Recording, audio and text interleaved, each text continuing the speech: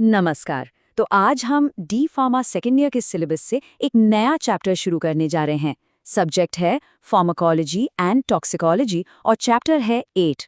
जैसा कि स्क्रीन पे दिख रहा है, चैप्टर का नाम है pharmacology and toxicology, drugs acting on the gastrointestinal tract. इसका मतलब हम ऐसी दवाइयों के बारे में पढ़ेंगे जो हमारे पाचन तंत्र यानी कि गैस्ट्रोइंटेस्टाइनल ट्रैक्ट पर असर करती हैं। इस पूरे चैप्टर में हम अलग अलग ड्रग कैटेगरीज को देखेंगे, उनकी डेफिनेशन, क्लासिफिकेशन, उनका काम करने का तरीका यानी फार्माकोलॉजिकल एक्शंस, डोज, उनका इस्तेमाल कब करना है मतलब इंडिकेशंस, और कब नहीं करना है यानी कॉन्ट्राइंडिकेशंस, इन सभी को हम डिटेल में समझेंगे। तो चलिए शुरू करते हैं। ओके, तो देखते हैं कि इस चैप्टर में हम क्या क्या पढ़ने वाले हैं। ये रहा हमारा एजेंडा। सबसे पहले सेक्शन 1 में हम जीआई ट्रैक्ट का एक इंट्रोडक्शन लेंगे। उसके बाद सेक्शन 2 में हम बात करेंगे एंटी अल्सर ड्रग्स की। फिर सेक्शन 3 में हम समझेंगे एंटी एमेटिक्स को। आगे बढ़ेंगे सेक्शन 4 की तरफ, जिसमें हम लैक्सेटिव्स और पर्गेटिव्स को देखेंगे। और आखिर में सेक्शन 5 में हम कवर करेंगे एंटी डायरियल ड्रग्स। तो ये 5 टॉपिक्स हैं जो हम इस चैप्टर में डिटेल से पढ़ेंगे। तो चलिए शुरू करते हैं अपने पहले सेक्शन से। Section 1, introduction the GI tract, और सब टाइटल है defining the system and it's pharmacology. इसका मतलब है कि इस हिस्से में हम पहले जीआई सिस्टम को समझेंगे, उसकी डेफिनेशन देखेंगे और उससे जुड़ी फार्माकोलॉजी को जानेंगे। ठीक है, तो अब हम गैस्ट्रोइंटेस्टाइनल ट्रैक्ट को डिफाइन करते हैं। देखिए, पहला पॉइंट कहता है gastrointestinal system is a long tube through which food passes. इसका मतलब ये होता है कि जो हमारा गैस्ट्रोइंटेस्टाइनल सिस्टम है, जिसे हम आम भाषा में पाचन तंत्र भी कहते हैं, वो एक लंबी नली जैसा है जिसके अंदर से हमारा खाना यानी फूड पास होता है। अब दूसरा point, it commences at the mouth and terminates at the anus. इसका अर्थ ये हुआ कि ये सिस्टम हमारे मुंह से शुरू होता है और आनस यानी गुदा पर जाकर खत्म होता है। तीसरा पॉइंट है, there are various groups of drugs acting on GIT at different levels and exerts their pharmacological and clinical actions. Simple शब्दों में कहें तो दवाइयों के कई अलग अलग ग्रुप्स हैं जो इस पूरे गैस्ट्रोइंटेस्टाइनल ट्रैक्ट के अलग अलग हिस्सों पर यानी डिफरेंट लेवल्स पर काम करते हैं और अपना फार्माकोलॉजिकल और क्लिनिकल असर दिखाते हैं। तो इंट्रोडक्शन के बाद अब हम आते हैं अपने अगले सेक्शन पर, section 2, anti ulcer drugs explained, जिसका सबटाइटल है understanding how we treat ulcers in the stomach and small intestine. यानी इस सेक्शन में हम ये समझेंगे कि पेट और छोटी आंत में जो अल्सर्स हो जाते हैं, उनका इलाज कैसे और किन दवाइयों से किया जाता है। चलिए अब एंटी अल्सर ड्रग्स का इंट्रोडक्शन देखते हैं। पहला point, anti ulcer drugs are medications that are used to treat ulcers in the stomach and small intestine. इसका मतलब साफ है कि एंटी अल्सर ड्रग्स वो दवाइयां हैं जिनका इस्तेमाल पेट यानी स्टमक और छोटी आंत यानी स्मॉल इंटेस्टाइन के अल्सर्स को ठीक करने के लिए किया जाता है। अब दूसरा point, anti ulcer drugs, also known as acid suppressing drugs or ulcer healing drugs, are medications that are used to treat and prevent the formation of stomach and duodenal ulcers. इसका अर्थ यह है कि इन दवाइयों को एसिड सप्रेसिंग ड्रग्स या ulcer healing drugs भी कहते हैं। इनका काम पेट और ड्यूोडेनम में अल्सर्स का इलाज करना और साथ ही उन्हें बनने से रोकना भी है। अगला पॉइंट है, they work by reducing the amount of acid produced by the stomach और by promoting the healing of existing ulcers. ये दवाइयाँ काम कैसे करती हैं? इनके 2 तरीके हैं। पहला, ये पेट में बनने वाले एसिड की मात्रा को कम करती हैं, या दूसरा, जो अल्सर्स पहले से ही बन चुके हैं उनके ठीक होने की प्रोसेस को यानी हीलिंग को बढ़ावा देती हैं। अगला पॉइंट है एग्जाम्पल्स का। Examples of anti ulcer drugs include proton pump inhibitors, PPIs, H2 receptor antagonists and mucosal protectants. इसके कुछ कॉमन एग्जाम्पल्स हैं प्रोटॉन पंप इनहिबिटर्स, जिनको हम शॉर्ट में PPIs कहते हैं, H2 रिसेप्टर एंटागनिस्ट्स और म्यूकोजल प्रोटेक्टेंट्स। और आखिरी point, these drugs are usually taken orally and they can be prescribed by a doctor to help manage symptoms of ulcers and prevent recurrence of the ulcers. ये दवाइयाँ आमतौर पर मुंह से ली जाती हैं यानी ओरल रूट से, और इन्हें डॉक्टर प्रिस्क्राइब करते हैं ताकि अल्सर के लक्षण कंट्रोल में आ सकें और अल्सर बार बार ना हो। ये जो फ्लोचार्ट आप देख रहे हैं, ये पेप्टिक अल्सर के लिए इस्तेमाल होने वाली दवाइयों का क्लासिफिकेशन है। एग्जाम के लिए ये बहुत इंपॉर्टेंट है। सबसे ऊपर लिखा है ड्रग्स फॉर पेप्टिक अल्सर। अब इसको 3 मेन कैटेगरीज में बांटा गया है। पहली कैटेगरी है गैस्ट्रिक एसिड सिक्रीशन इनहिबिटर्स, मतलब वो दवाइयां जो पेट में एसिड के निर्माण को यानी सिक्रीशन को रोकती हैं। इसके अंदर भी 3 सब कैटेगरीज हैं। पहली है H2 एंटीहिस्टामीन्स। इसके एग्जाम्पल्स हैं सिमेटिडीन, रैनिटिडीन, फमोटिडीन। दूसरी सब कैटेगरी है प्रोटॉन पंप इनहिबिटर्स यानी पीपीआईज। इसके एग्जाम्पल्स हैं ओमेप्राजोल, पैंटोप्राजोल, लैंसोप्राजोल। और तीसरी है एंटीकोलिनर्जिक्स। इसके एग्जाम्पल्स हैं पिरिंस्पीन, प्रोपैंथलीन। ठीक है, अब आते हैं दूसरी मेन कैटेगरी पर, जो है गैस्ट्रिक एसिड न्यूट्रलाइजर्स, जिनको हम एंटासिड्स भी कहते हैं। इनका काम पेट में मौजूद एसिड को न्यूट्रलाइज करना है, यानी उसके असर को खत्म करना है। ये दो तरह के हैं। पहला है सिस्टेमिक, जिसका एग्जाम्पल है सोडियम बाइकार्बोनेट, और दूसरा है नॉन सिस्टेमिक, जिसके एग्जाम्पल्स हैं मैग्नीशियम हाइड्रोक्साइड और एल्यूमिनियम हाइड्रोक्साइड। अब आखिरी main category, ulcer protectives and anti H pylori drugs. ये दवाइयाँ या तो अल्सर के ऊपर एक प्रोटेक्टिव लेयर बनाती हैं या फिर एच पाइलोरी नाम के बैक्टीरिया को मारती हैं। इसके भी दो सब टाइप्स हैं। पहला है अल्सर प्रोटेक्टिव्स, जैसे कि सुक्रोफेट, और दूसरा है एंटी एच पाइलोरी ड्रग्स, जैसे कि एमॉक्सिसिलिन और मेट्रोनिडाजोल। अब नीचे देखिए, येलो बॉक्स में एक बहुत जरूरी टिप लिखी है। Remember, PPIs end in prazole, H2 blockers end in टिडीन।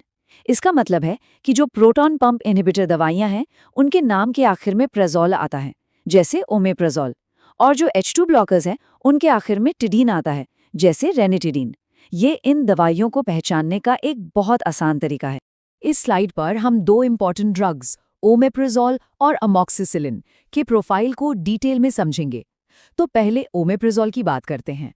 Omeprazole is a proton pump inhibitor, PPI medication used to reduce the amount of acid produced by the stomach. Simple शब्दों में omeprazole एक PPI category की दवाई है जिसका काम पेट में बनने वाले एसिड की मात्रा को कम करना है। आगे लिखा है, It is used to treat symptoms of gastroesophageal reflux disease, GERD, as well as to treat stomach and duodenal ulcers. इसका इस्तेमाल GR जैसी कंडीशन के लक्षणों को ठीक करने के लिए और साथ ही पेट और ड्यूडेनम के अल्सर्स के इलाज के लिए भी किया जाता है। अब इसका फार्माकोलॉजिकल एक्शन देखते हैं। Omeprazole works by blocking the action of the enzyme in the stomach that produces acid called H+K+ATPase। इसका मतलब है कि ओमेप्राजोल पेट में एक एंजाइम होता है, H+K+ATPase, जो एसिड बनाता है। ओमेप्राजोल उसके एक्शन को ब्लॉक कर देता है। इससे क्या होता है? This reduces the amount of acid in the stomach. इससे पेट में एसिड की मात्रा कम हो जाती है, जिससे अल्सर के सिम्टम्स में आराम मिलता है और अल्सर को ठीक होने में मदद मिलती है। अब इसकी डोज देखते हैं। Omeprazole is available in both over-the-counter and prescription forms and is typically taken once or twice daily before a meal. Omeprazole आपको ओवर द काउंटर यानी बिना डॉक्टर के पर्चे के और प्रिस्क्रिप्शन दोनों तरह से मिल जाती है और आम तौर पर इसे दिन में 1 या 2 बार खाने से पहले लेने की सलाह दी जाती है। अब बात करते हैं अमॉक्सिसिलिन की। Amoxicillin is an antibiotic medication in the penicillin class used to treat a variety of bacterial infections. इसका मतलब है कि अमॉक्सिसिलिन पेनिसिलिन क्लास की एक एंटीबायोटिक दवाई है जिसका इस्तेमाल कई तरह के बैक्टीरियल इन्फेक्शंस के इलाज के लिए होता है। इसका फार्माकोलॉजिकल एक्शन क्या है? It works by inhibiting the growth and replication of bacteria by interfering with the formation of their cell walls. ये दवाई बैक्टीरिया की सेल वॉल यानी उसकी कोशिका भित्ति के बनने की प्रक्रिया में रुकावट डालती है, जिससे बैक्टीरिया की ग्रोथ और रेप्लिकेशन रुक जाती है। Uses: Amoxicillin is commonly used to treat respiratory tract infections such as bronchitis and pneumonia, skin infections. It can also be used to prevent bacterial infections. इसका आम तौर पर इस्तेमाल सांस की नली के इन्फेक्शंस जैसे ब्रोंकाइटिस, न्यूमोनिया, स्किन इन्फेक्शंस या कान के इन्फेक्शंस में होता है।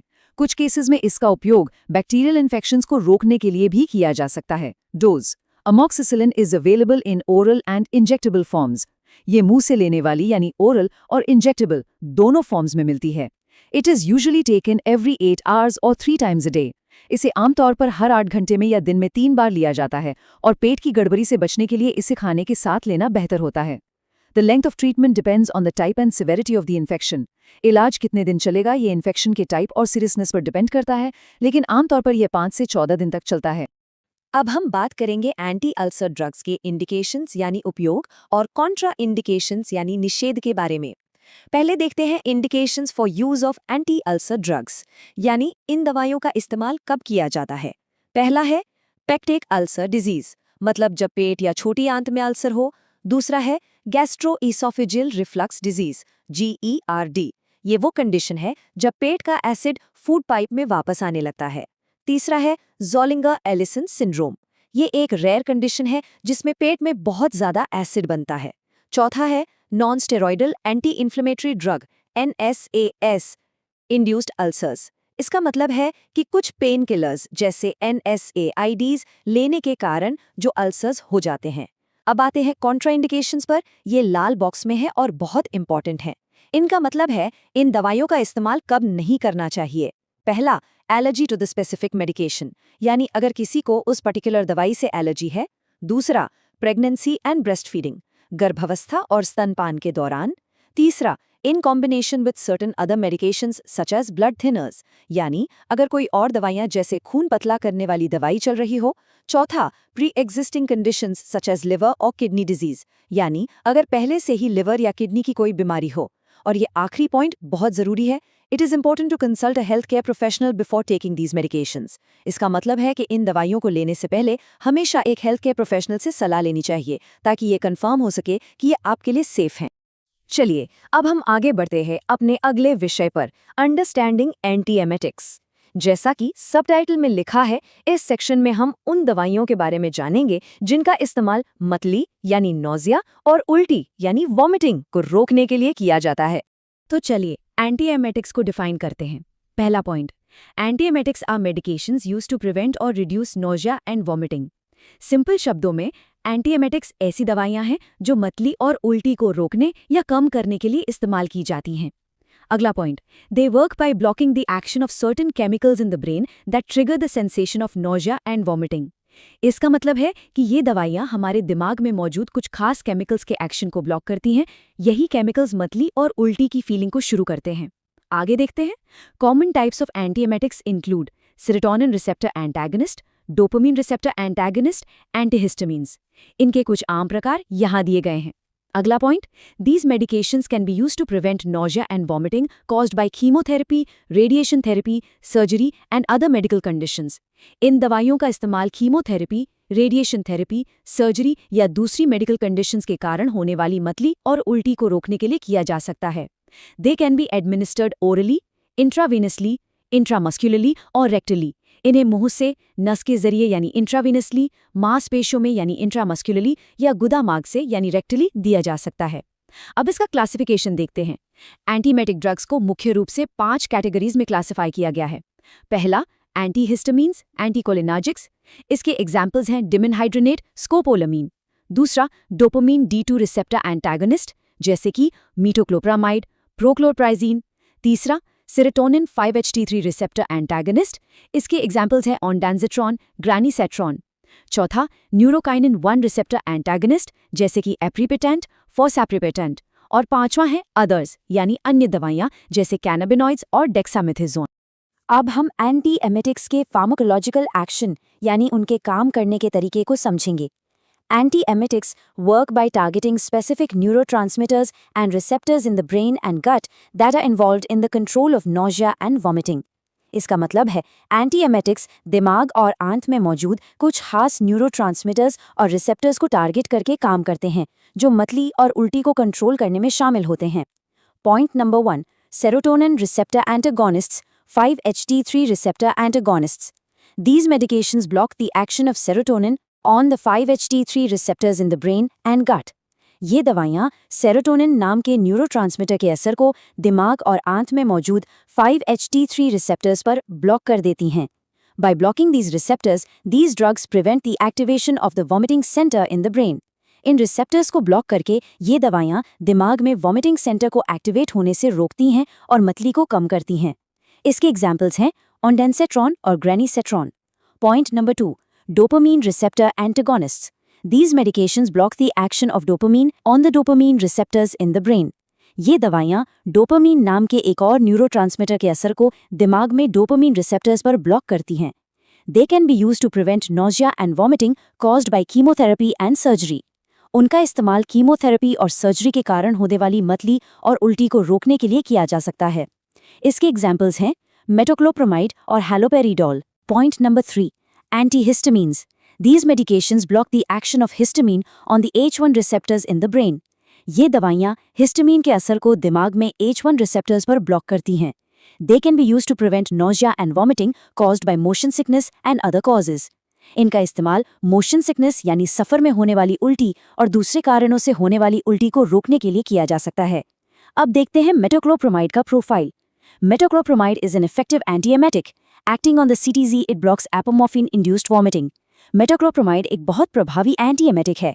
ये कीमोरिसेप्टर ट्रिगर जोन या CTZ पर काम करता है और एपोमॉर्फिन से होने वाली उल्टी को रोकता है. It normally acts to delay gastric emptying when food is present in the stomach. आमतौर पर जब पेट में भोजन होता है तो ये पेट के खाली होने की प्रक्रिया को धीमा कर देता है. Dose 10 mg TDS oral children 0.2 to 0.5 mg per kg. इसकी अडल्ट डोज है 10 mg दिन में 3 बार मुंह से. बच्चों के लिए डोज 0.2 से 0.5 mg प्रति किलोग्राम शरीर के वजन के हिसाब से दी जाती है. तो अब हम देखते हैं एंटीएमेटिक्स के इंडिकेशंस और कॉन्ट्राइंडिकेशंस. पहले बात करते हैं इंडिकेशंस की, यानी इनका उपयोग कब किया जाता है. पहला, non specific nausea and vomiting, यानी आमतौर पर होने वाली मतली और उल्टी में. दूसरा, chemotherapy induced nausea and vomiting, यानी कीमोथेरेपी के कारण होने वाली मतली और उल्टी. तीसरा, वर्टिगो, यानी चक्कर आने की समस्या में. चौथा, मोशन सिकनेस, सफर के दौरान होने वाली मतली उल्टी को रोकने के लिए. पांचवा, गैस्ट्रोइंटेस्टाइनल मोटिलिटी डिसऑर्डर, पाचन तंत्र की गति से जुड़ी समस्याओं में.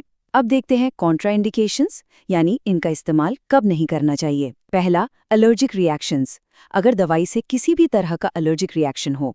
दूसरा, गैस्ट्रोइंटेस्टाइनल ऑब्स्ट्रक्शन, अगर पाचन तंत्र में कोई रुकावट या ब्लॉकेज है. तीसरा, सीजर डिसऑर्डर्स, अगर मिर्गी जैसी कोई बीमारी है. चौथा, प्रेगनेंसी एंड ब्रेस्ट फीडिंग, गर्भावस्था और स्तनपान के दौरान इन दवाइयों से बचना चाहिए. अब हमारे अगले सेक्शन का समय है लैक्सेटिव्स एंड पर्गेटिव्स. जैसा कि सबटाइटल में लिखा है, इसमें हम उन दवाइयों के बारे में पढ़ेंगे जिनका इस्तेमाल कब्ज यानी कॉन्स्टिपेशन का इलाज करने और बाउल मूवमेंट्स यानी मल त्याग को बढ़ावा देने के लिए किया जाता है.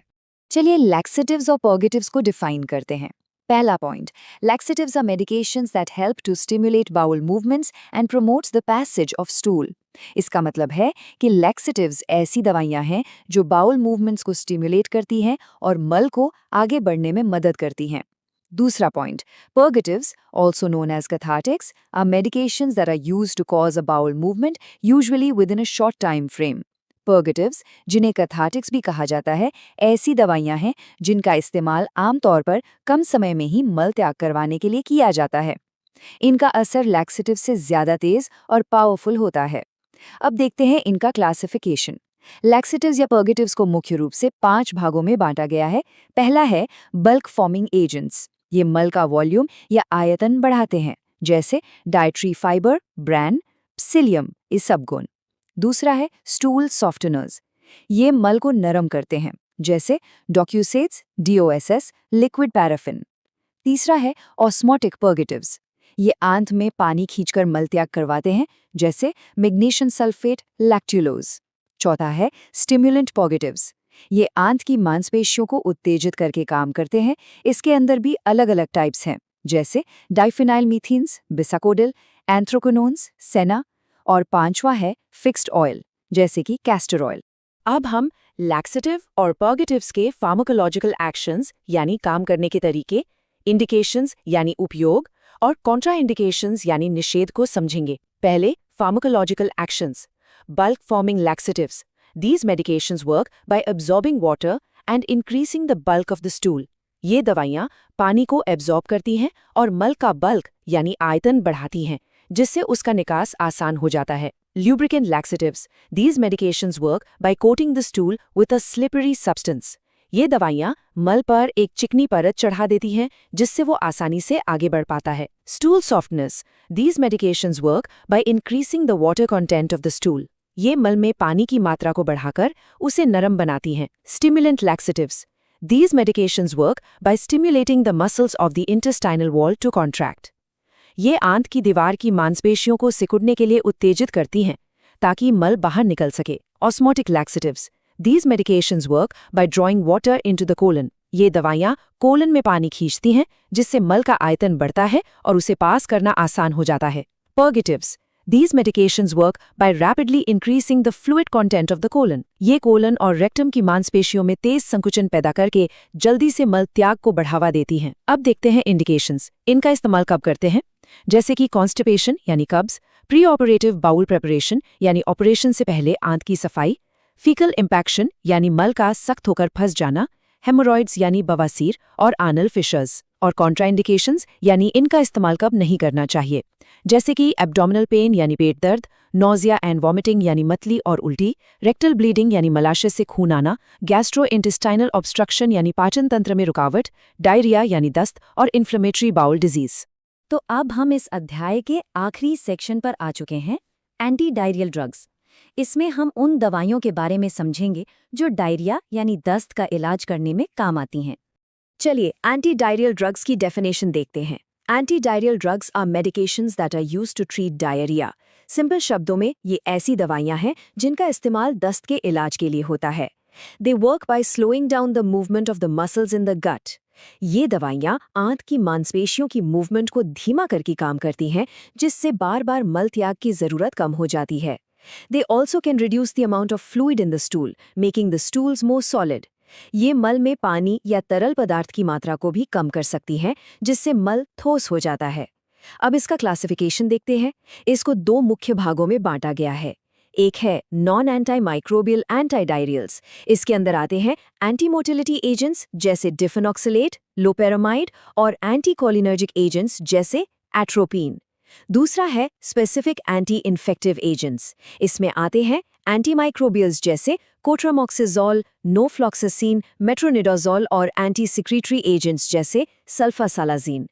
अब हम मेट्रोनिडाजोल का ड्रग प्रोफाइल देखते हैं। It is an antiprotozoal and antibiotic medication commonly used during the diarrhoea caused by the protozoan.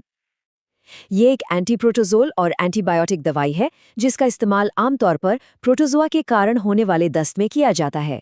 It is used either alone or with other antibiotics to treat pelvic inflammatory disease. इसका इस्तेमाल अकेले या दूसरी antibiotics के साथ कई तरह के इन्फेक्शंस के इलाज में होता है। It is effective for dracunculitis, giardiasis, trichomoniasis and amoebiasis. ये इन सभी बीमारियों के लिए प्रभावी मानी जाती है। डोज 400 mg BD और 7.5 mg पर kg। इसकी डोज 400 mg दिन में 2 बार या 7.5 mg प्रति किलोग्राम शरीर के वजन के हिसाब से होती है। आइए अब एंटी डायरियल ड्रग्स का फार्माकोलॉजिकल एक्शन इस फ्लोचार्ट के जरिए समझते हैं। ये फ्लोचार्ट कैस्टर ऑयल यानी अरंडी के तेल के एक्शन को दिखा रहा है। सबसे पहले oral injection of castor oil यानी अरंडी का तेल मुंह से लेना। उसके बाद release of ricinoleic acid in the intestinal lumen. इससे आंत में रिसिनोलिक एसिड रिलीज होता है। फिर absorption of ricinoleic acid in the intestine. छोटी आंत में रिसिनोलिक एसिड एब्जॉर्ब होता है। इसके कारण permeability of sodium and chloride changed in the intestinal mucosa. आंत की परत में सोडियम और क्लोराइड की पारगम्यता यानी परमिएबिलिटी बदल जाती है।